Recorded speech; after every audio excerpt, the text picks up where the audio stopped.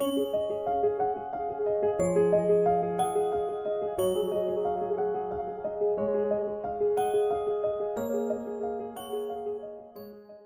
लोगों को मेरी ओर से नमस्कार, प्रणाम। हम शांति पाठ से अपना आज का ये तृतीय सत्र चालू करेंगे और इस सत्र का जो विषय है वो है 4 पुरुषार्थ। मानव जीवन का लक्ष्य सभी जगह माना जाता है सतत खुशी, और उन खुशी को प्राप्त करने के लिए भारतीय दर्शन में 4 पुरुषार्थ हैं, उस पर हम लोग आज चर्चा करेंगे। सबसे पहले हम शांति मंत्र का पाठ करेंगे और फिर आगे बढ़ेंगे।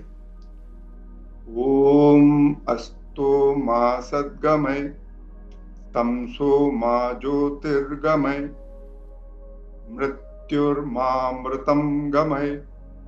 ओम शांति शांति शांति। हे परमेश्वर, मुझे असत्य से सत्य के मार्ग पर ले चलो, अज्ञान रूपी अंधकार से ज्ञान रूपी प्रकाश की ओर ले चलो, मृत्यु से अमृत्यु की ओर ले चलो। ओम शांति शांति शांति। हम थोड़ा सा परंपरा को छोड़कर 2 शांति मंत्र का पाठ करते हैं। दूसरा मंत्र जो मुझे बहुत प्रिय है, ओम सहनाववतु सहनौ भुनक्तु सह वीर्यं करवावहै तेजस्विनावधीतमस्तु मा विद्विषावहै। ओम शांति शांति शांति। हे परमेश्वर, हम श्रोता वक्ता एक साथ आगे चलें, हम दोनों साथ विद्या के फल का भोग करें, हमारा किया हुआ अध्ययन प्रभावशाली हो, हम एक दूसरे की शक्ति बने और हम दोनों में परस्पर द्वेष न हो, हमारा वातावरण, हमारा मन शांत और निर्मल हो। तीनों प्रकार के जो कष्ट हो सकते हैं उनसे हमें मुक्ति मिले, आध्यात्मिक, आधि भौतिक और आधि दैविक, तीनों शोक से हम मुक्ति की प्रार्थना करते हैं। गुरु वंदना। सदाशिव समारंभां शंकराचार्यं मध्यमाम् अस्मदाचार्य पर्यन्तां वन्दे गुरु परंपरां। शंकरं शंकराचार्यं केशवं बादरायणं सूत्र भाष्यकृतो वन्दे भगवन्तौ पुनः पुनः। मेरा सत नमन मेरे उन सभी गुरुओं को जिनसे मैंने सीखा है, प्रत्यक्ष या परोक्ष रूप से। मैं उन सबको नमन करता हूँ, प्रमुख रूप से सिद्धार्थ अय्यर जी, जे कृष्णमूर्ति जी, स्वामी सर्वप्रियानंद जी, श्रीमती रमा शिवरामन जी, प्रोफेसर एम.बी. माधवन जी, और स्वावलोकन के साथ मेरे हजारों गुरु जिनों के साथ मैंने चर्चा की है, उन सबको मैं नमन करता हूँ और आगे बढ़ता हूँ। पिछले सत्र में हमने जो प्रथम सत्र था उसमें विज्ञान और अध्यात्म के अंतर को समझा था। माया विद्या, विज्ञान और अध्यात्म का अंतर वही है, विद्या और अविद्या, परा और अपरा विद्या, ज्ञान और अज्ञान। ज्ञान का अर्थ है स्वयं के बारे में जानकारी, और जो जानकारी स्वयं के बारे में ना हो, सिर्फ डिफरेंट जानकारी हो, इसलिए अज्ञान शब्द लिखते हैं। अज्ञान का मैंने पिछली बार भी बताया था कि हम लोग इग्नोरेंस नहीं करते। अज्ञान का मतलब होता है वस्तु ज्ञान, ऑब्जेक्टिव ज्ञान। ऑब्जेक्टिव नॉलेज को अज्ञान बोला और सब्जेक्टिव नॉलेज को ज्ञान बोला। 6 दर्शन पर बात हुई थी, थोड़ी थोड़ी सी कौन से उनके नाम पर हुई थी। अध्यात्म का अर्थ समझा था हमने। मानव जीवन के लक्ष्य डर से मुक्ति, दुख नहीं सुख चाहते हैं, देश काल निरपेक्ष निरापद खुशी चाहते हैं। सबका लक्ष्य खुशी है, लेकिन इमीडिएटली हमको लक्ष्य कैसे प्राप्त होगा, उसके लिए हमें क्या करना है, ये सबके लिए भिन्न भिन्न होता है। और भौतिकता की 3 कमियों पर हम लोगों ने बात की थी। फिर अगले सत्र में हम लोगों ने बात की थी कि हम वेदांत की ओर कब आते हैं, कब हम इस दर्शन को करते हैं, और इस श्रृंखला की विषय वस्तु क्या है, उससे क्या लाभ प्राप्त होता है, ये बात की।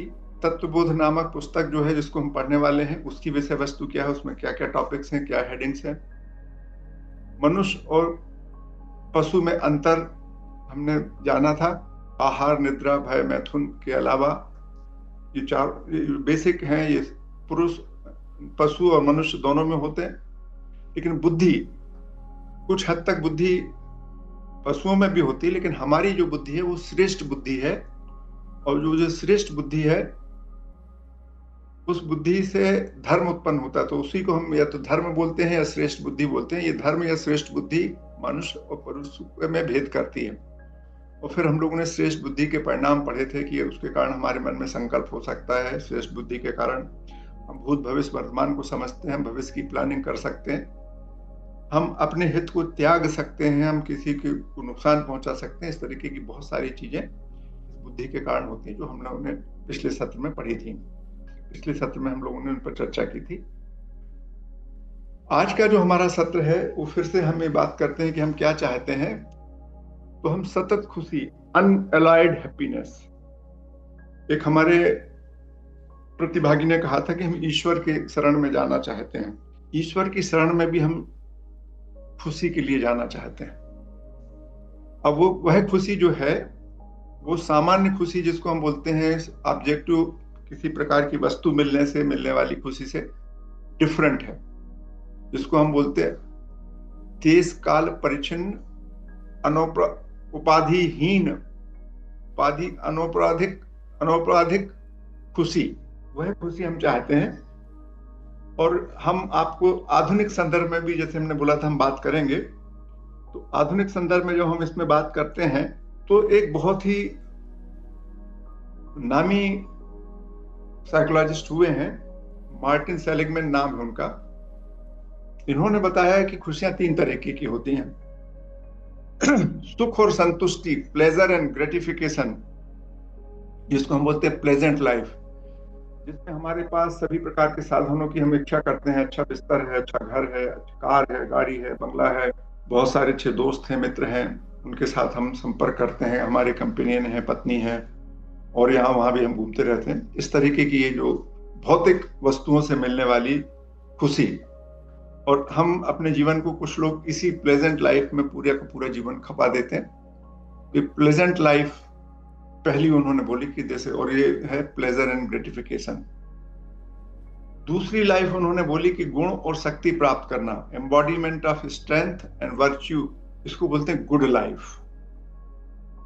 कुछ लोग जब वो बोर होने लगते हैं, जैसे हमने आपसे बोला कि अपन ने पिछले सत्र में पढ़ा था कि 3 प्रकार के जो हमारे आवश्यकताएं हैं, 3 प्रकार की कमियां जब हम महसूस करते हैं भौतिक जीवन में, तो हम एक के बाद एक आगे बढ़ते हैं। तो प्लेजेंट लाइफ से हम गुड लाइफ की ओर बढ़ते हैं। इस लाइफ में हम क्या करते हैं कि हम बहुत सारे जो हमारे गुण हैं उनको हम प्राप्त करना चाहते हैं, और जो हमारी स्ट्रेंथ है, हम अपने गुण और स्ट्रेंथ को मजबूत करते हैं।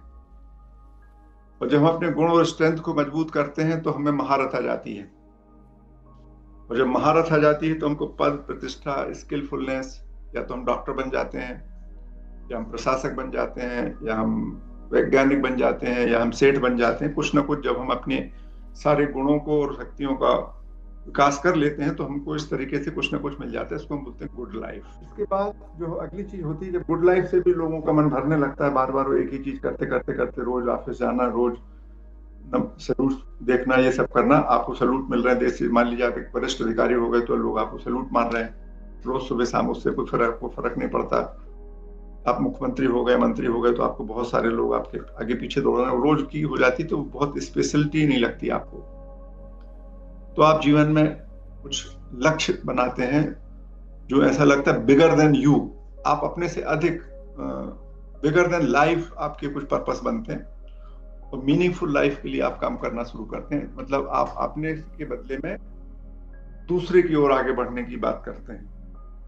एक तरीके की सामाजिक जीवन जिसमें हम उपकार करने की बात करते हैं, परोपकार करने की बात करते हैं, और दूसरों की खुशी में अपनी खुशी देखने की कोशिश करते हैं, दूसरों को खुश करना चाहते हैं। इसको हम बोलते हैं मीनिंगफुल लाइफ।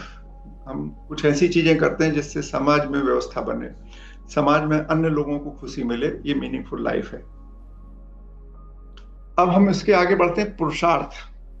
तो ये जो लक्ष्य है खुशी का, उसको प्राप्त करने के लिए भारतीय दर्शन ने पुरुषार्थ के रूप में एक व्यवस्था की कि जो हम आपको जो अनएलाइड प्योर हैप्पीनेस, अनटेंटेड हैप्पीनेस, हर समय की खुशी, निरंतर खुशी, सात्विक खुशी जो भी आप कह लें, उसको प्राप्त करने के लिए भारतीय दर्शन में, वैदिक पद्धति में, वेदांत ने, वेदों ने हमको एक पूरा एक सिस्टम दिया है, और उसके बाद हम बात करेंगे। तो ये पुरुषार्थ शब्द पर हम चर्चा करते हैं। तो पुरुषार्थ शब्द को यदि हम देखें तो पुर प्लस ईस प्लस अर्थ, ये शब्द है, इसकी संधि विग्रह करने पे पुरुषार्थ। पुरुष का मतलब क्या होता है? मानव या स्त्री। हमारे शरीर में, शरीर को वेदांत एक पुर के रूप में देखता है, एक नगर के रूप में देखता है, एक ग्रह के रूप में देखता है, और इस शरीर में रहने वाला जो है, इसका जो अधिष्ठाता है, जो इसका नियंत्रक है, उसको ईश कहते हैं। तो वो हुआ पुरुष। पुरुष यानी इस हमारी जो ह्यूमन बॉडी है, इस पर रहने वाला जो जीव है, उसको हम पुरुष कहते हैं। स्त्री हो या पुरुष, स्त्री पुरुष वाला, मेल फीमेल वाला नहीं, ये दर्शन का एक शब्द है। इस पुरुष का अर्थ होता है इस मानव शरीर में रहने वाली चैतन्य तत्व जो है, उसको पुरुष कहते हैं। शरीर का स्वामी, शरीर को पूरा घर माना जाता है, और उसको हम ये कहते हैं। तो ये एक बड़ी इंटरेस्टिंग चीज है पुरुषार्थ। पुरुषार्थ शब्द का फिर अर्थ क्या हुआ? अब ये बात हुई, हम पुरुषार्थ शब्द का अर्थ देखना चाहेंगे। तो पुरुषार्थ शब्द का अर्थ है, पहला अर्थ तो जैसा अर्थ का अर्थ होता है वही हुआ। अर्थ मतलब मायने, तो बहुत सारे मायने हो गए उसके। दूसरा उसका अर्थ होता है धन। अर्थ का मतलब होता है धन, या फिर होता है आपके मानव जीवन का लक्ष्य। तो एक अर्थ है मायने, दूसरा अर्थ है धन, और तीसरा अर्थ है मनुष्य जीवन का लक्ष्य। और ये लक्ष्य कितने हो सकते हैं? ये अनंत लक्ष्य हो सकते हैं। और उसके बाद लक्ष्य के अलावा और भी कुछ मीनिंग है उसकी। पुरुषार्थ की होती है संकल्प। हम कहते हैं ना, आप पुरुषार्थ करो यार, कुछ पुरुषार्थ करो। कोई आदमी काम नहीं करता, उसको हम बोलते हैं पुरुषार्थ नहीं करते तुम। तो मतलब संकल्प, मतलब यू टेक अ डिसीजन और उसके बाद काम करो। पुरुषार्थ के लिए हम ऐसी बात करते हैं। इसका एक अर्थ भी होता है कि चॉइस, आपके पास आप कितने सक्षम है कि चॉइस पैदा हो सकती है। आप एफर्ट्स को भी आप पुरुषार्थ कहते हैं। पुरुषार्थ करने का परिणाम अवश्य मिलता है, इस तरीके की जो भाषा है। तो पुरुषार्थ के इतने किस्म के अर्थ होते हैं। तो वैदिक दर्शन में जो पुरुषार्थ हैं वो चार हैं: काम, अर्थ, धर्म और मोक्ष।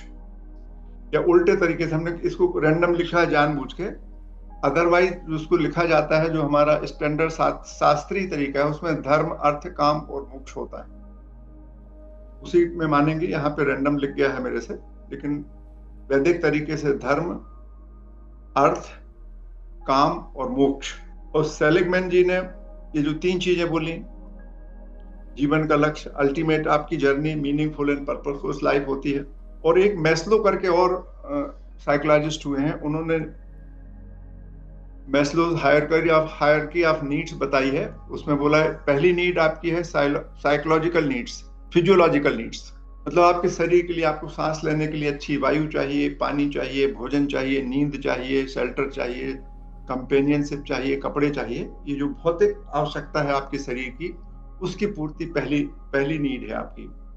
फिर आप चाहते हैं सेफ्टी एंड सिक्योरिटी, हेल्थ चाहिए आपको, एम्प्लॉयमेंट चाहिए, प्रॉपर्टी चाहिए, फैमिली चाहिए, सोशल मोबिलिटी चाहिए, ये सिक्योरिटी है।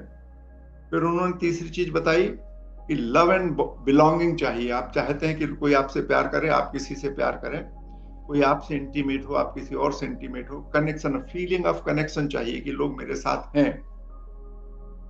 उसके बाद आपके पास आता है सेल्फ स्टीम, एक तरीके का आपको कॉन्फिडेंस चाहिए, अचीवमेंट होना चाहिए आपके जीवन में, आपको लगना चाहिए कि आपने कुछ किया है, आपको लोग आपका सम्मान करें, और आप एक अपने आप को एक यूनिक सा दिखाना चाहते हैं, अपने आप को अलग दिखाना चाहते हैं। ये सेल्फ एस्टीम है। और फिर अल्टीमेटली सेल्फ एक्चुअलाइजेशन, जिसको हम मोक्ष के आसपास कह सकते हैं, एग्जैक्टली वो नहीं है, but reaching to your physical potential जैसी स्थिति है यहाँ पर। Morality, creativity, spontaneity, acceptance, experience, purpose, ये जो हमारे जीवन में हम जो भी हो सकता है भौतिक रूप से, उसको पूरी तरीके से प्राप्त करना, अंडरस्टैंडिंग बनाना। एक वर्तमान समय में जो भी एक श्रेष्ठ व्यक्ति की हो सकती है, फुल कंप्लीट व्यक्ति की जो उपलब्धि हो सकती है, वैसा बनने की इच्छा। वैसा बनना आपकी एक आवश्यकता बनती है। अब जब हम आपसे बात कर रहे थे कि ये pleasure and gratification embodiment of strength and virtue, जिसको हमने वहां पहले आपसे बताया था गुड लाइफ, इस गुड लाइफ में जो वर्च्यू क्या है, सेलिगमैन साहब ने कुछ वर्च्यू डिसाइड किए हैं। हम उन वर्च्यू को समझ लेते हैं कि क्या है वो वर्च्यू, जस्ट टू अंडरस्टैंड। उन्होंने 6 किस्म के वर्च्यू माने हैं: विजडम, करेज, ह्यूमैनिटी, जस्टिस, टेम्परेंस और ट्रांसेंडेंस। विजडम के साथ उन्होंने 6 किस्म की आपकी स्ट्रेंथ होती है। जब आप में 6 कैपेसिटी होती है तब आप में विजडम आती है कि क्रिएटिविटी होना चाहिए, क्यूरोसिटी होना चाहिए, जानने की जिज्ञासा होना चाहिए आपके मन में, आपका दिमाग खुला होना चाहिए, नए विचारों को ग्रहण करने के लिए तैयार होना चाहिए। ऐसा नहीं कि मैं तो सब जानता हूं। यदि आप इस दृष्टिकोण से हैं तो आपको विवेक नहीं बन सकता कि मैं तो सब जानता हूं, आई नो इट। ये जो आई नो इट का जो धारणा है, ये बहुत बड़ा बॉटलनेक है विवेक पैदा करने में। और हम में से सब लोग आई नो के भाव में रहते हैं। तो ये ओपन माइंडेडनेस का मतलब humbleness, I don't know anything, I am ready to listen you. चाहे छोटा व्यक्ति हो चाहे बड़ा व्यक्ति हो, जो भी बोल रहा है हम उसको सुनने के लिए तैयार हैं। This is called open mindedness. Love of learning, आपको नई चीज सीखने में से प्रेम होना चाहिए और आपके पास एक पर्सपेक्टिव होना चाहिए, आखिर आप क्या चाहते हैं। तो जब ये 5 आपके पास जब स्ट्रेंथ होती हैं तब आपके पास विजडम आती है। लेकिन इसी तरीके की बात जो खुशी के लिए हमें गीता में भी आती है, आसुरी संपत्त और दैवी संपत्त। ये देखिए, दैवी संपत्त जो अध्याय 16 के मंत्र क्रमांक 1 से लेकर 3 तक है, ये देवी संपत्त है। और ये आसुरी संपत्त है दंभ, दर्प, अतिमान, क्रोध, पारुष्य और अज्ञानता। ये हमारे, यदि ये इनका नहीं होना, ये देवी संपत्ति का होना, यदि हम ये सब प्राप्त करते हैं तो हम अपने जीवन के लक्ष्य को प्राप्त कर सकते हैं और सुखी रह सकते हैं, खुश रह सकते हैं, और जो वैदिक खुशी की परिभाषा है उसको प्राप्त कर सकते हैं। तो यहाँ 26 है, 32 गुण है, 32 हैं जो हम चाहते हैं कि हमारे पास होना चाहिए, और जो 6 हैं गुण जो नहीं होना चाहिए। और इसी बात को एक डिफरेंट तरीके से आधुनिक साइकोलॉजिस्ट ने कहा है। ये इस तरीके से डिफरेंट टाइप की सिचुएशन में उन्होंने बोला कि हमको ये स्ट्रेंथ प्राप्त करना चाहिए। तो ये हमने आपसे बात की, हम अपनी वापस आ जाते हैं। तो ये एक फिजिकल स्ट्रक्चर है, लेकिन ये जो 3 बातें कही इन्होंने, ये तीनों है। भारतीय ज्ञान परंपरा जो है और जो अद्वैत वेदांत कहता है, वो कहता है कि हैप्पीनेस का अल्टीमेट मैकेनिज्म है अपने आप को जानना। जब आप अपने आप को पूर्णतः जान जाते हैं तब तो आपके पास 2 प्रकार की चीजें हैं। एक तो आपका ये फिजिकल स्ट्रक्चर है, उसको आप बॉडी कहते हैं, और एक आपका सटल स्ट्रक्चर है जिसको आप बोलते हैं अंतःकरण। और हमारा दर्शन कहता है कि अंतःकरण के पीछे भी एक और कोई चीज है जिसको हमारा दर्शन आत्मा कहता है। तो यदि आप अंतःकरण को पहचान गए तो ये 3 चीजें जो यहां पे लिखी गई हैं वो आपको मिल जाती हैं। और यदि आप अंतःकरण को जानने वाले को जान गए तो आपको मोक्ष प्राप्त होता है। ये इस तरीके का हमारा दर्शन कहता है। हम लोग जब कठोपनिषद पर चर्चा कर रहे थे तो हम लोगों ने दृष्टा दृश्य विवेक पर चर्चा की थी। उदाहरण के लिए कि कोई कुल्हाड़ी अपने आप को नहीं काट सकती, कोई भी कैमरा अपने आप की सीधे फोटो नहीं उतार सकता, इसी तरीके से आप अपने आप को नहीं देख सकते। जो अपने आप, जो उसको आप केवल महसूस कर सकते हैं, उसको आप समझ सकते हैं। तो जब आपको अंतःकरण को देखने वाले की समझ हो जाती है तो मोक्ष प्राप्त होता है। तो ये अलग अलग है। तो 3 महत्वपूर्ण जो भौतिक जीवन के लक्ष्य हैं, अर्थ, काम, धर्म और मोक्ष, हम इसको जो आधुनिक संदर्भ में बात शुरू करेंगे और अर्थ से शुरू करेंगे। तो हमारा जो प्रथम पुरुषार्थ है वो है अर्थ। प्रथम पुरुषार्थ क्या है? अर्थ। अर्थ का मतलब क्या होता है? प्रथम पुरुषार्थ हमारा अर्थ है। इसका मतलब है कि जो जीवित रहना, सर्वाइवल होना चाहिए हमारा, सुरक्षा मिलना चाहिए हमको, रोटी कपड़ा स्वास्थ्य और मकान मिलना चाहिए, और भविष्य की सुरक्षा होना चाहिए। ये जो फिजिकल एस्पेक्ट है हमारे जीवन का, उसको पूरा होना और उसके लिए मीन्स उत्पन्न होना, ये अर्थ पुरुषार्थ है। ये जो मैस्लो की नीड थी उसमें सेफ्टी एंड सिक्योरिटी और फिजियोलॉजिकल नीड्स अर्थ सब में आती है मोटे तौर पर। लेकिन जो वेदों ने हमको इसका स्वरूप दिया है वो बड़ा इंटरेस्टिंग है। वेद क्या कहते हैं? अर्थ शब्द का अर्थ है धन, संपत्ति, उपयोगिता, साधन और प्रयोजन। ये हमारे जीवन में होना चाहिए। बहुत सिंपल है, जो यहाँ लिखा था वही वेद में लिखा है। ये कॉमन अंडरस्टैंडिंग लिखी थी हमने एक तरफ, और दूसरी तरफ वेदों में क्या कहा गया है। फिर वेदों में, चूंकि उस समय पुराने जमाने में है, तो वेद में अर्थ का मतलब होता है धन, रई, पशु, हिरण्यम, स्वर्ण, वित्त आदि शब्दों से व्यक्त होता है। ये जो अर्थ है उसके ये सब है। रई, रई का मतलब होता है भौतिक वस्तुएं। हिरण्यम का मतलब होता है स्वर्ण, तो ये धन के संदर्भ में है। और अर्थ को जीवन का एक महत्वपूर्ण अंग माना गया है। मतलब ऐसा नहीं है कि आपके पास धन नहीं होना चाहिए, धन को बहुत इंपॉर्टेंट तरीके से स्वीकार किया गया है भारतीय वैदिक परंपरा में। अर्थ के संदर्भ में जो वैदिक रूप है, वैदिक रूप में जो ऋग्वेद में है, अस्मे रयम दधातु न पुरुषुम विश्व वेदसम। मैं बहुत ज्यादा संस्कृत नहीं जानता हूं, मैं बहुत अर्थ नहीं जानता, मैंने आप सब लोगों के लिए ये यहाँ वहां से गूगल से और सबसे सर्च करके लिखा है।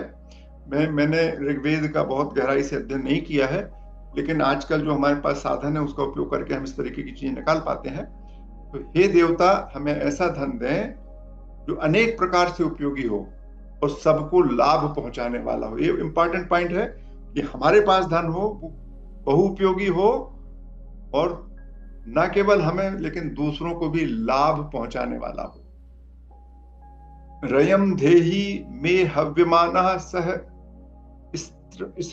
स्त्रणम।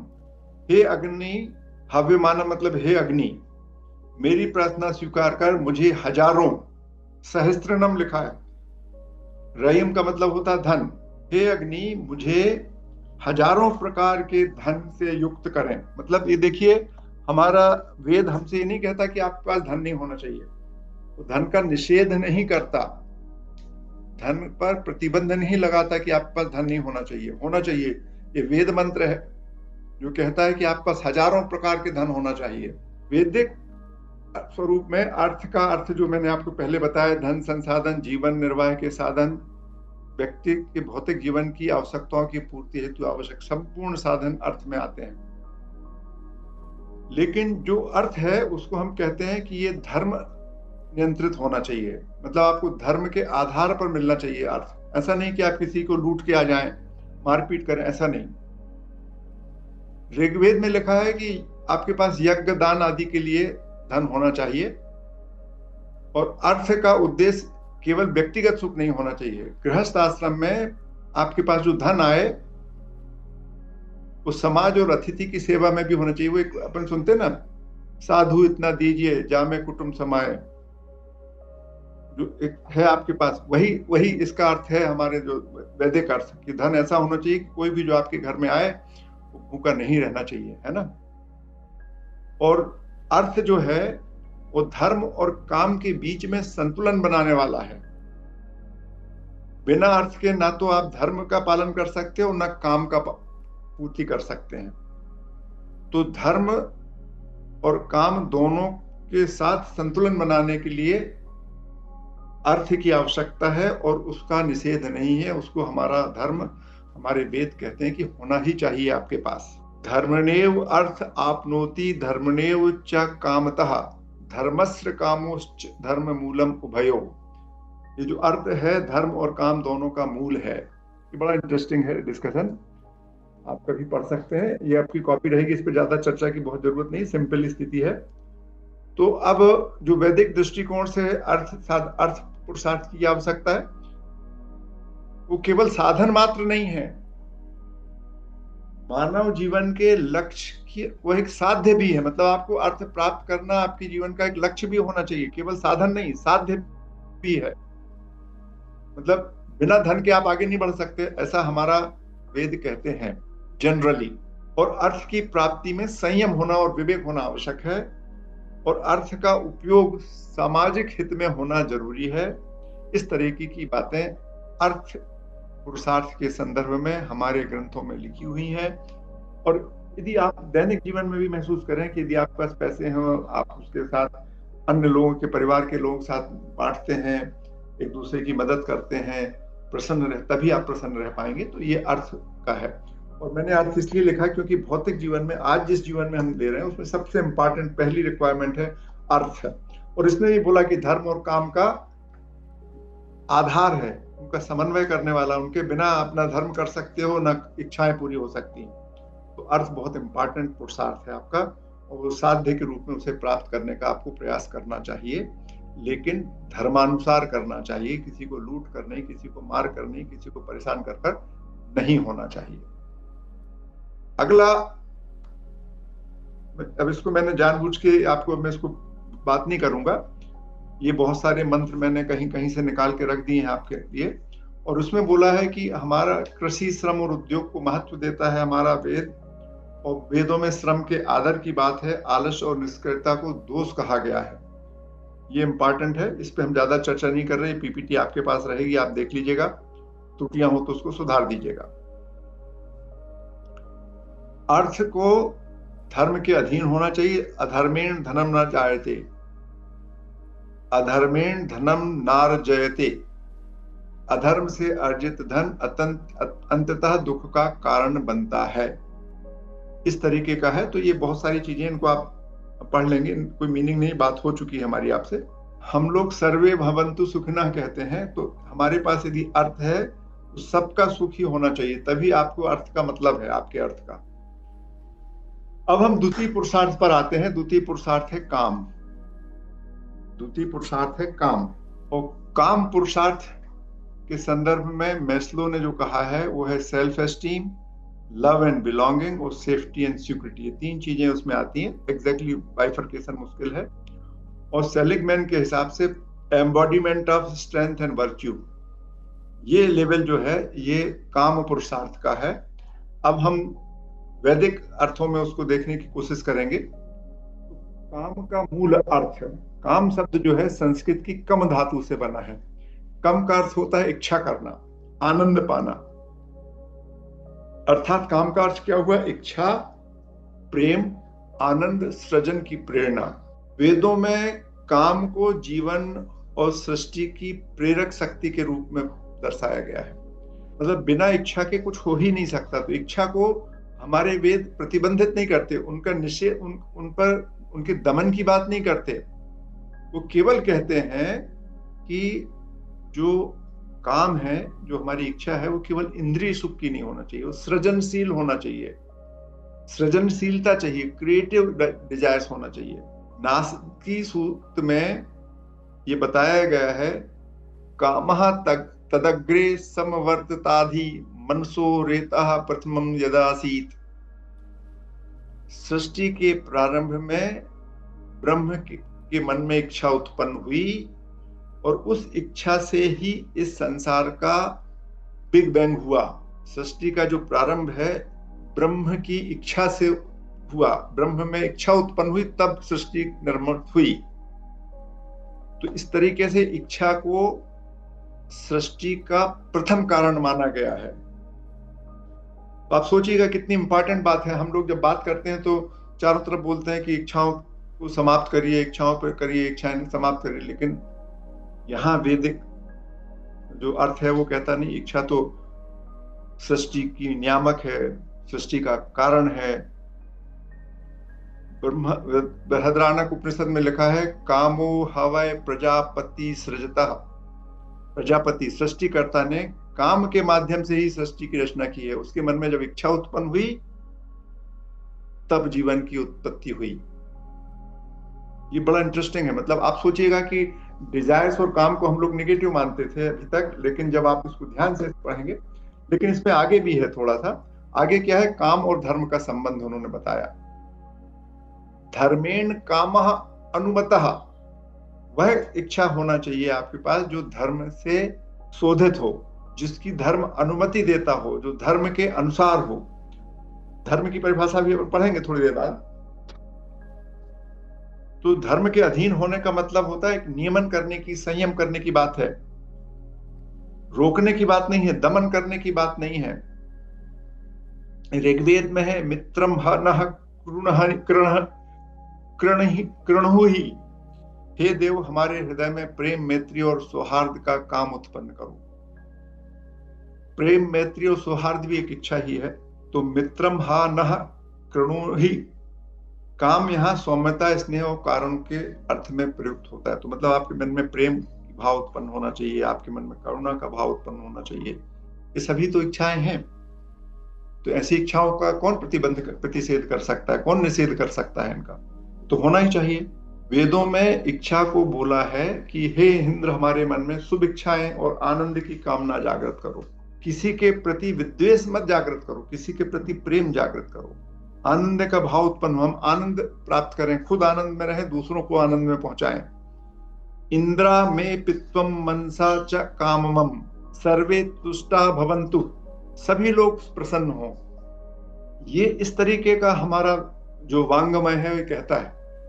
वो ये नहीं कहता कि आपको सभी इच्छाओं का दमन करिए, वो इच्छाओं में ग्रेडिंग करता है। इंद्रियाणी पराण्याहु, इंद्रियां जो हैं वो बाहर की ओर देखती हैं।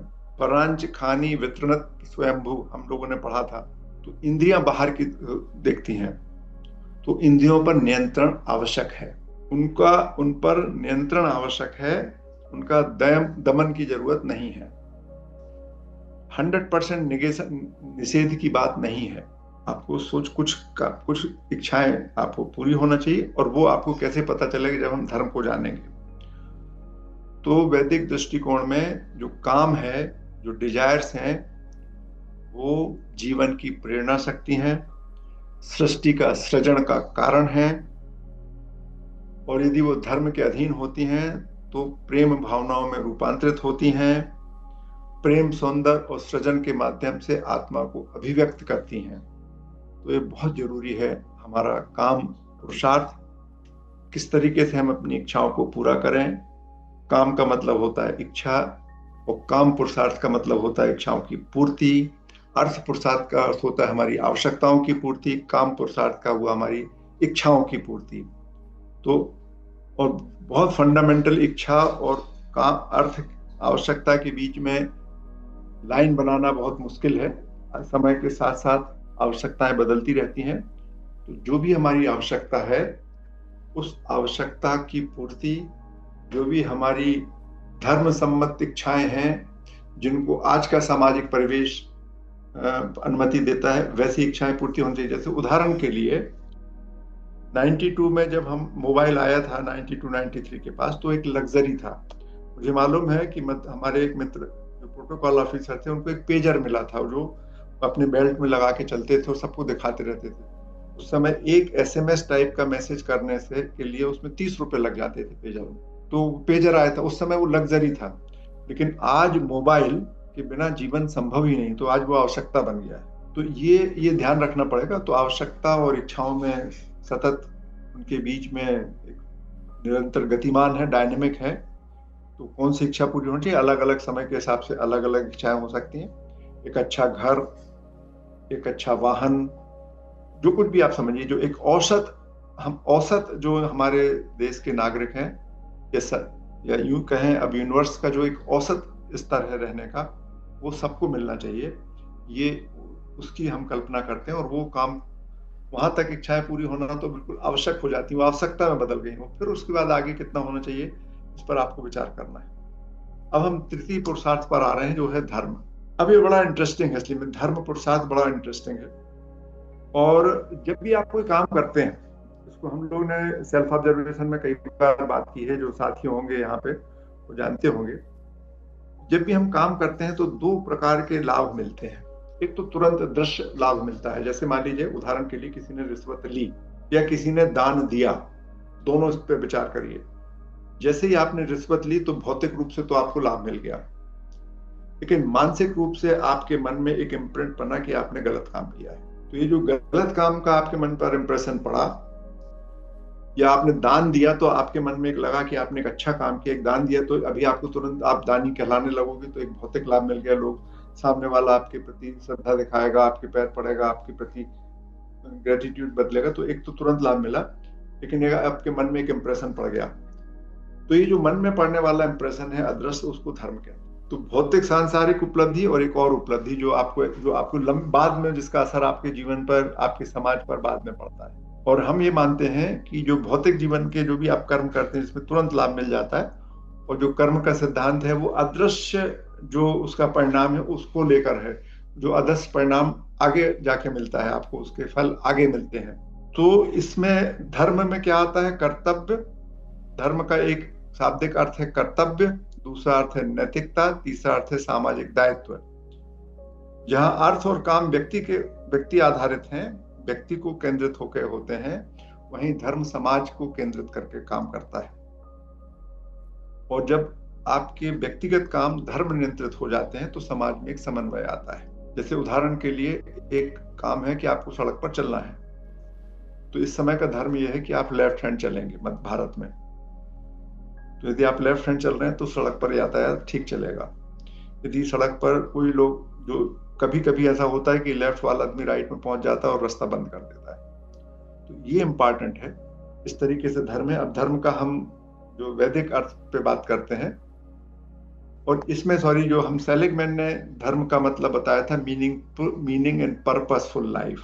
मीनिंगफुल लाइफ जीने को कहते हैं धर्म आधारित लाइफ। धर्म का मतलब होता है समाज के लिए काम, समाज को केंद्र में रखकर होने वाले काम, समाज के हित को ध्यान में रखकर होने वाले कार्य धार्मिक धर्म है।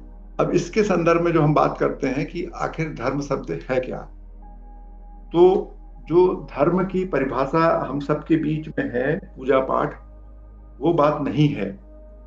धर्म के और भी बहुत सारे अर्थ हैं, और भारतीय संदर्भ में, भारतीय वैदिक संदर्भ में धर्म के जो अर्थ हैं वो हम उस पर चर्चा कर रहे हैं। धर्म शब्द जो है वो ध्रा धातु से बना है। ध्रा का मतलब होता है धारण करना।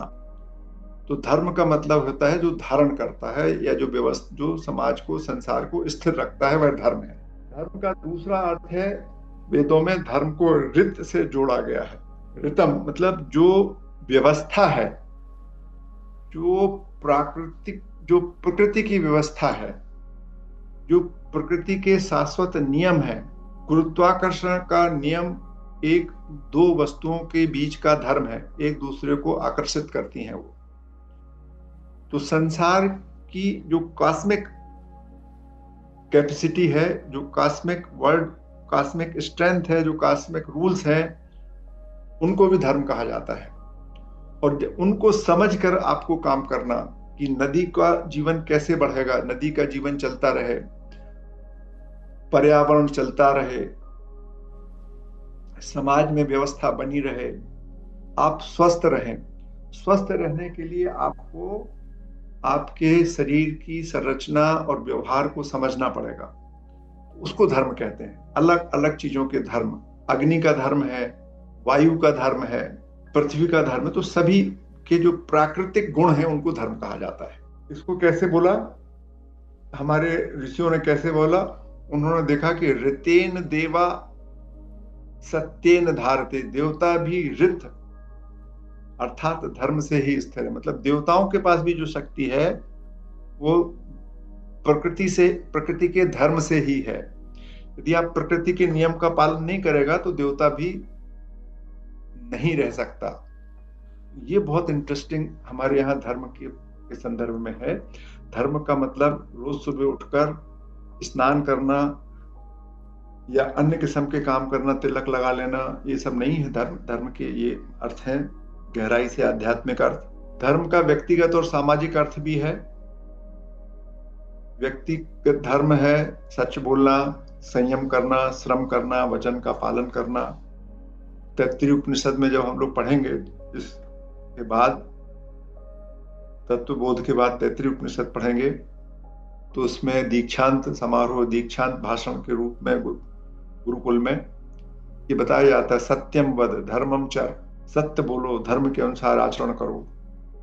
सामाजिक धर्म है समाज में सहयोग करना, एक दूसरे के लिए काम करना, एकता और न्याय की भावना होना चाहिए। संगच्छध्वम संबध्वम समवो मनासिम जानताम, एक साथ चलो, एक साथ चलो, एक साथ कार्य करो। ये बात है। कर्मकांड और धर्म, वेदों में जो कर्मकांड संबंधी धर्म है वो एक अलग चीज का था। कर्मकांड का धर्म जो है कि वेदों में यज्ञ, दान, तप, सेवा आदि कर्म भी धर्म के अंग हैं, परंतु उनका उद्देश्य केवल बाह्य कर्म नहीं बल्कि आत्मशुद्धि भी है और संतुलन भी है। तो जब ये जो आप यदि जिसको कर्म कांड कहते हैं, पूजा करना, उसमें एक डिसिप्लिन है, आपको एक तरीके से सिखाया जाता है कि आपको सुबह उठना है, फिर आपको स्नान करना है, फिर आप एक व्यवस्था के रूप में आपकी आदत का निर्माण, आपके चरित्र का निर्माण, आपकी हैबिट का निर्माण, कुछ प्रकार की कठिनाइयों को झेलने की ताकत, ये सब उससे पैदा होती है। तो उसका भी एक पर्पस है और उसको भी हम लोगों को करना चाहिए। स्वधर्मे निधनम श्रेयम, भगवत गीता का यही है कि आपको इस पर ध्यान रखने की जरूरत है, कर्मकांड पर भी। लेकिन प्रमुख रूप से धर्म की जो परिभाषा हमने बताई, और धर्म का जो अंतिम लक्ष्य है वह है धर्म आत्मशुद्धि और मुक्ति का पथ है। जो व्यक्ति धर्म, अर्थ और काम, अर्थ, काम और उच्चतर पुरुषार्थ की ओर जाने को, मोक्ष की ओर अग्रसर करता है। क्या धर्म जो है अर्थ काम को भी नियंत्रित करता है और आपको मोक्ष की ओर भी ले जाता है। धर्मेण पापम अपहत्य मोक्षम लभते, धर्म से पाप का नाश होता है, मतलब आप पाप कर्मों से दूर होते हैं और मोक्ष को प्राप्त करते हैं। ये धर्म का अगला अर्थ है। ये जो चतुर्थ हमारा जो पुरुषार्थ है, मोक्ष है, इस पर हम संक्षिप्त चर्चा करेंगे, और जब तत्व बोध में इस विषय पर हम पहुंचेंगे, जीवन मुक्ति पर, तब उस समय ध्यान से करेंगे। तो प्रेय कर्म हम लोगों ने सुना था, प्रेयस और श्रेयस। तो जो प्रेय कर्म है, मतलब अर्थ, काम और धर्म को प्राप्ति करने वाले जो भी कर्म है वो प्रेय कर्म कहला जाते हैं। और उनके संरक्षण और उनके संदर्भ में जो प्रेय कर्म की जो उपलब्धि होती है वो स्थायी नहीं होती है, उनके नष्ट होने की आशंका बनी रहती है। ऐसे ही होता है जैसे मान लीजिए आपने आपने बहुत अच्छे कर्म किए हैं, धर्म का काम किया, आपके पास बहुत सारे पुण्य इकट्ठे हो गए हैं, लेकिन जो पुण्य है वो धीरे धीरे खत्म हो जाते हैं। जब उनका उपयोग होता है तो पुण्य का ह्रास होता है, पुण्य का क्षय होता है, पाप कटते हैं और पुण्य का क्षय होता है जब आपका जीवन आप जीते हैं। तो सिंपल वैसे ही है कि जैसे आपने 5 दिन के लिए टिकट बुक की, किसी होटल में कमरा बुक किया, पुण्य के माध्यम से, पुण्य के नोटों के माध्यम से आपने स्वर्ग में कमरा बुक किया, और जैसे ही समय पूरा हुआ तो आपको वहां से वापस भेज दिया जाएगा। जब आप पहुंचेंगे तो आपकी जय जयकार होगी, और जब आपका धन समाप्त हो जाएगा तो आपको वापस धक्का मार के नीचे भेज दिया जाएगा। तो प्रेय कर्मों की अभिलाषा से मुक्ति को मोक्ष कहते हैं। तो अभी अभिलाषा कैसे खत्म होती है इस पर बात होगी, और वस्तुओं के स्वामित्व, उपयोग और इंसानों के संबंध होने या न होने से परे होना, मतलब आपको कोई वस्तु का आपकी है या नहीं है, किसी व्यक्ति से आपके संबंध है या नहीं है, बन रहे हैं या बिगड़ रहे हैं, बने थे और बिगड़ गए हैं, नहीं थे और बन गए हैं, इससे आपको फर्क ना पड़े, जब उस स्थिति में आप पहुंच जाए तो उसको मोक्ष कहते हैं। जब आप व्यक्तिगत हित के बदले में सामाजिक हित को श्रेयता देने लगे, महत्व देने लगे, ऐसा आपका नेचर हो जाए, तब आप मोक्ष को प्राप्त हो। यदि आप केवल आपका कर्मों का आपका डिजाइन ये है कि आप अपने लिए ही काम कर रहे हैं, तो फिर आप समझिए बुरा नहीं है, वो जीवन भी ठीक है, धार्मिक जीवन हो सकता है आपका, लेकिन उसका लक्ष्य आप हैं स्वयं। और जब आपके कर्मों का लक्ष्य समाज हो जाता है, इसलिए नहीं धार्मिक काम के लोग आपका नाम हो, आपको सुख मिले, उसके लिए नहीं, एक्चुअल में जब आप अपने लिए किसी भी प्रकार के परिणाम की आशा नहीं करते हैं और सामाजिक कार्य करते हैं, तब वो जो है मोक्ष की ओर जाता है। और इसमें हमारे पास जो कठोपनिषद में हमने पढ़ा था, श्रेयश्च प्रेयश्च मनुष्य मेतः तौ संपरीत विविनक्ति धीरः श्रेयो हि धीरो भी प्रेयसो वृणीते प्रेयो मंदो योगक्ष माद वृणीत। आपके सामने, हर व्यक्ति के सामने श्रेय और प्रेय करने का मौका मिलता है। हर क्षण, हर निर्णय में आपको ध्यान रखना पड़ता है कि ये जो आपका निर्णय है ये आपका हित करेगा या समाज का हित करेगा। हर कोई जो है वो निर्णय अपने पक्ष में करता है।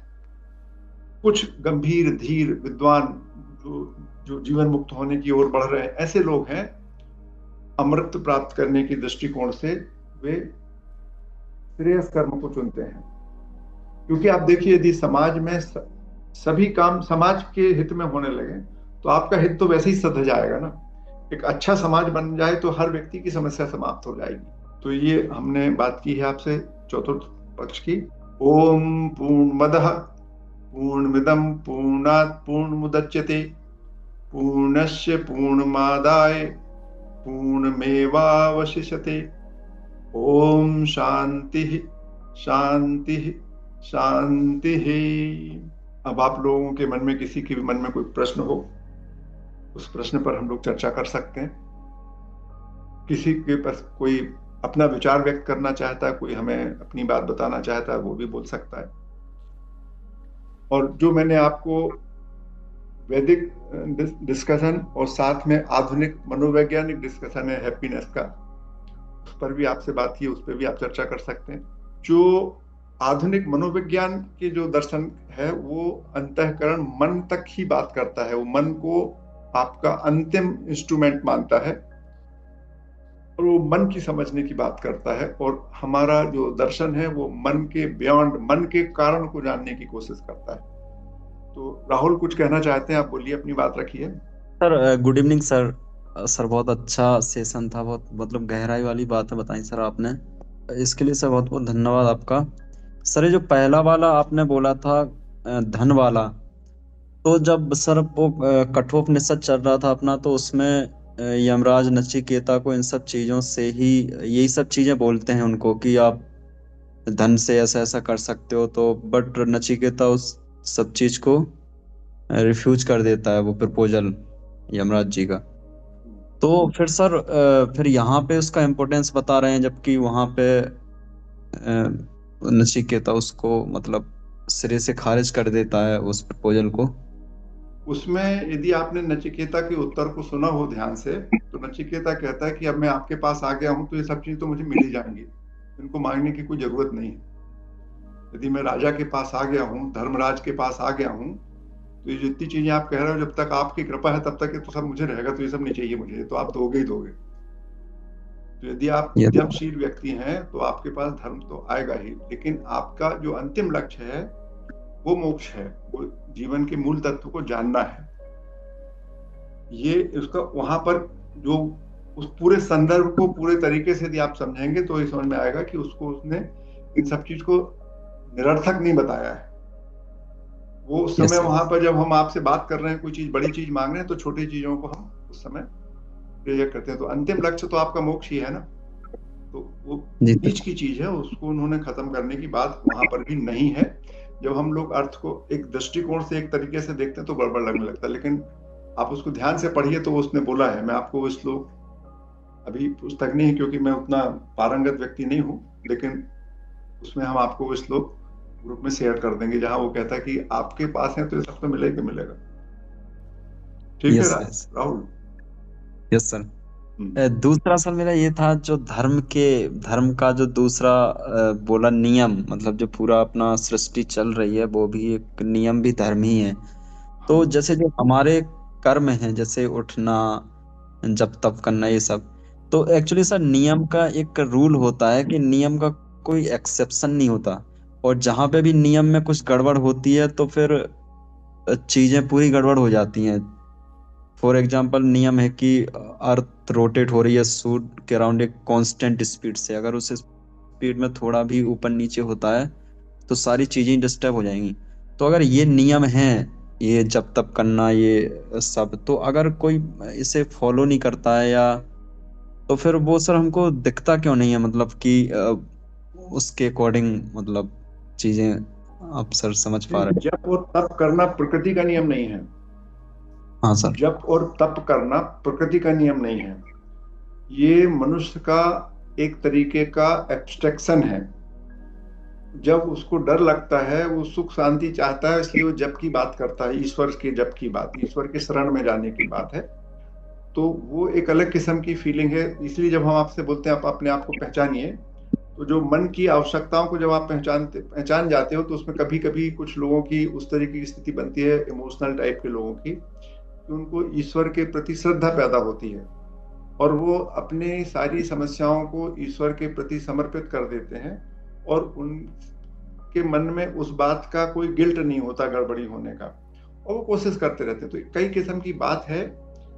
तो तप करना, तप करने का मतलब क्या है? इसलिए तप करने का मतलब है कि जो प्रकृति की व्यवस्था है, जो सामाजिक व्यवस्था है वर्तमान में, जो आज तक रिवील हो चुकी, उस व्यवस्था का पालन करना, भले आपको नुकसान हो जाए, वो तप है। जैसे वाणी का तप है सत्य बोलना, ऐसा बोलना कि सामने वाले के मन में उद्वेग पैदा ना हो, ऐसा बोलना कि सामने किसी का अहित ना हो, ऐसा बोलना कि सामने वाले का हित हो। ये 4-5 चीजों के साथ बात करना वाणी का तप है। तो तप का मतलब होता है कि जो प्रकृति की व्यवस्था है उसको समझकर उसके अनुरूप कार्य करना, ये तप है। आपके पास तप की परिभाषा है कि वो जो साधु संत हमारे देखते हैं, उनने बैठ के चारों तरफ आग लगा के गर्म हो रहे हैं, वो तप नहीं है, वो तपन है, वो प्रदर्शन है। हाँ सर, अपने आप समझ में आया आपको? ये मेरा पक्ष है, बाकी आप देखिएगा, मैंने तो ऐसा समझा है। नहीं सर, बस एक लास्ट आपके एक्सपीरियंस से जानना था मुझे कि आपको लगता है सर कोई ऐसी चीजें हैं।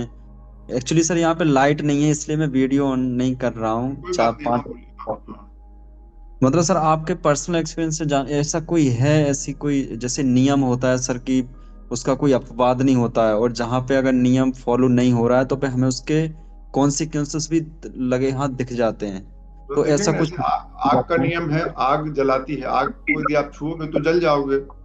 जी सर। नहीं, हाँ आग को नहीं हमने। छूना चाहिए। जी सर। हाँ आग को सर, आप ऐसे। छुओगे तो हाथ जल जाएगा, बिल्कुल स्पष्ट नियम है। यस सर, तो ये प्रकृति के जो बहुत नियम है ना, यदि आप ऊपर से कूदोगे तो हाथ पैर टूट जाएंगे, जी सर। ये नियम है। तो प्रकृति के नियम, संसार के, ब्रह्मांड की विभिन्न वस्तु, तो जितने जितने नियम आपको पता चलते जा रहे हैं, उतनी यस सर। उतनी आपके व्यवहार में परिवर्तन आता जा रहा है। जी सर। जो विज्ञान के माध्यम से वस्तुओं के बारे में जो जो जानकारी मिलती जा रही है, उस तरीके से आपके जीवन के भौतिकताओं में परिवर्तन होता जा रहा है। लेकिन कई बार आपके पास सारे साधन हो जाए, सब कुछ हो गई, उसके बाद भी आप प्रसन्न नहीं रह पाते। उसके लिए आपको अपने मूल तत्व को जानना जरूरी है। समृद्धि बढ़ती जा रही है, लेकिन जो समृद्धि के बाद जो खुश होने का जो भाव है, वो भाव आपको कैसे मिलेगा, उसको समझने के लिए आपको स्वयं को जानना है। तो वो जो अंतःकरण के पीछे है, उससे मिलता है, ऐसा हमारा दर्शन कहता है, और ऐसा मुझे भी लगता है। Yes sir. Yes sir, thank you sir. Jagdish Sharma ji अपनी बात रख सकेंगे क्या? वो सामाजिक धर्म में हमें ये लगता है कि जाति का जो एक सामाजिक बंधन कह लो या प्रपंच कह लो, ये हमें थोड़ा सा आजकल अखर रहा है। जैसे ब्राह्मणों में ही है तो उन्होंने कहा सरयू पारी हैं तो इस तरफ खड़े हैं, और कानकुब्ज हैं तो उस तरफ खड़े हैं। तो वर्णों में भी विषमताएं हैं और समाज में तो विषमताएं हैं। तो एक ऐसा सामाजिक धर्म हुआ। शर्मा ये जी, इस पर असली क्या ख्याल है में जी? शर्मा जी, ये जो वर्ण, एक जमाने में वर्ण व्यवस्था थी, तो उस समय वो व्यवस्था थी, उस समय जो कुछ भी लोगों को मालूम था, उस समय वो एक व्यवस्था के रूप में स्थापित था। लेकिन आज की डेट में जो वर्ण व्यवस्था जाति व्यवस्था में बदल गई है, और वो अब एक कुप्रथा बन गई है। कोई जरूरी नहीं है कि हर चीज हर समय सही बनी रहे, है ना, क्योंकि आपके पास ज्ञान बहुत सारा बढ़ता जा रहा है। तो जब आपके पास भौतिक वस्तुओं के संदर्भ में जानकारियां बढ़ती हैं, तो उससे आपका दृष्टिकोण बदलना ही चाहिए। तो ये अब आपको समझ में आ गया है कि ये जो जन्म के आधार पर काम का निर्धारण करने की जो वर्ण व्यवस्था थी, वो अब आज स्वीकार नहीं है। और इनफैक्ट भी कोई अब अपने जन्म के आधार पर कर्म कर नहीं रहा है। तो कहने की बात है, विचार विमर्श में चल रहा है कि सभी ब्राह्मण मंदिरों के पुजारी हैं, लेकिन मैं दावे से कहता हूं कि यदि किसी भी पुजारी को, मंदिर के, छोटे मंदिर के पुजारी को आप बोलो कि मुझे, आपको मैं पुलिस सब इंस्पेक्टर बना रहा हूं, तो वो 1 मिनट भी नहीं लगाएगा उस काम को छोड़ने के लिए। तो ये जो मजबूरी में काम करना की बात अलग है कि आपके पास और कोई विकल्प नहीं है तो आप पूजा कर रहे हैं, लेकिन आज के समाज में हम किस तरीके के कर्म करना चाह रहे हैं सारे लोग, और उनका आपके जन्म से क्या आशय है? कितने ब्राह्मण लोग हैं जो ब्राह्मण का आचरण उस समय परिभाषित था वैसे रह रहे हैं? हम सब फुल पैंट पहन कर बैठे हुए हैं कुर्सी कमरे में लगा के। कौन व्यक्ति है जो वृक्ष के नीचे और लंगोट लगा के जनेऊ पहने भूखा एक व्यक्ति एक घर से भिक्षा मांग के जी रहा है? वो ब्राह्मण का कर्तव्य, ऐसा ब्राह्मण से कोई जलन नहीं होगी।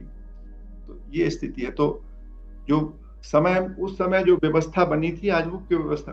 तो आपको उस समय जो समस्याएं रही होंगी समाज में उन्होंने कहा कि सभी लोग शिकार करने चले जा रहे हैं, तो हिसाब किताब कौन रखेगा? तो उन्होंने कहा साहब ये 2 लोगों को लगा दो जो हिसाब किताब रखेंगे। तो जो हिसाब किताब रखने लगा उसका इंपॉर्टेंस बढ़ गया धीरे धीरे बिना गए। तो वो समय के हिसाब से चीजें बदलती जाती हैं और इस समय वो इररिलेवेंट हो गई हैं, ऐसा मुझे लगता है। सर मैं रित जानना चाह रही हूँ, रित क्या? मेरे रित मुझे समझ में नहीं आया है कि ये क्या चीज है।